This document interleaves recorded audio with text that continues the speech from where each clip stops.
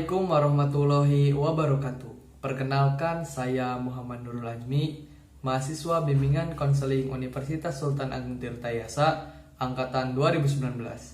Pada kesempatan kali ini, saya akan sedikit membahas mengenai pendekatan konseling elektif, mulai dari konsep dasar, studi kasus, hingga cara penyelesaiannya. Baik, langsung saja simak video berikut ini. Tokoh utama dari teori konseling elektif adalah Frederick Thorne pada tahun 1945. Buku pertama yang ditulisnya tentang teori elektif ialah Principle of Personality Counseling. Ia juga mulai mengelola majalah-majalah seperti Majalah of Clinical Psychology pada tahun 1945.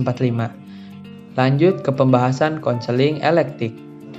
Konseling elektif dapat disebut dengan pendekatan konseling integratif yang menunjukkan dalam konseling ini berpegang pada pandangan teoritis dan pendekatan yang merupakan perpaduan dari berbagai unsur yang diambil atau dipilih dari berbagai konsepsi serta pendekatan. Tujuan dari layanan ini adalah menggantikan tingkah laku yang terlalu kompulsif dan emosional dengan tingkah laku yang bercorak lebih rasional dan lebih konstruktif. Selanjutnya, pembahasan mengenai studi kasus yang saya ambil. Cika merupakan seorang mahasiswa tingkat 1 di Universitas Lampung. Cika dalam kesehariannya dikenal sebagai mahasiswa yang ramah oleh teman-temannya. Tidak ada yang salah dalam perilakunya. Namun, lain halnya bagi teman-teman dekat Cika. Mereka merasa bahwa Cika memiliki kecemasan yang berlebihan sehingga setiap saat harus ditemani oleh temannya, terutama dalam hal-hal yang membutuhkan pilihan. Bagi teman-temannya, perilaku Cika yang terlalu tergantung pada orang lain cukup mengganggu. Mereka mengkhawatirkan apa yang akan terjadi jika tidak ada mereka di samping dirinya. Setelah melakukan wawancara langsung dengan Cika yang dibungkus dengan bentuk curhatan-curhatan, Cika mengaku bahwa ia menjadi seperti itu karena Cika yang juga merupakan anak bungsu dan satu-satunya anak perempuan di keluarganya, sewaktu kecil segala sesuatunya diuruskan oleh orang tua dan kakak-kakaknya.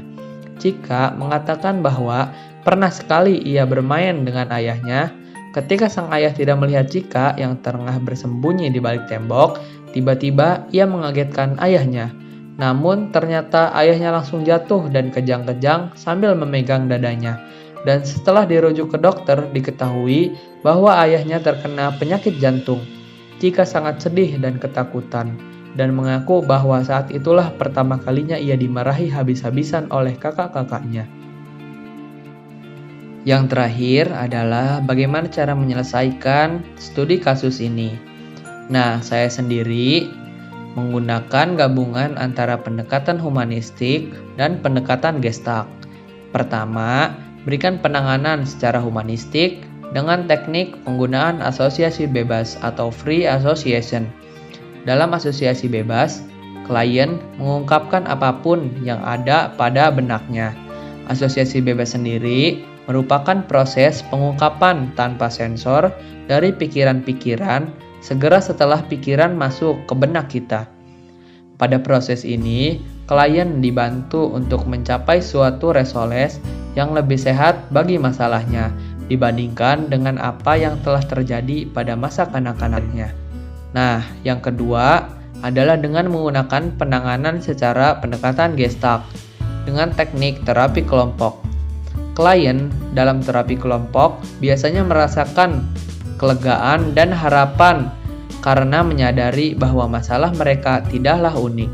Terapi kelompok memberikan mereka dukungan situasi yang kondusif untuk diskusi yang terus terang mengenai dorongan dan metode kontrak diri.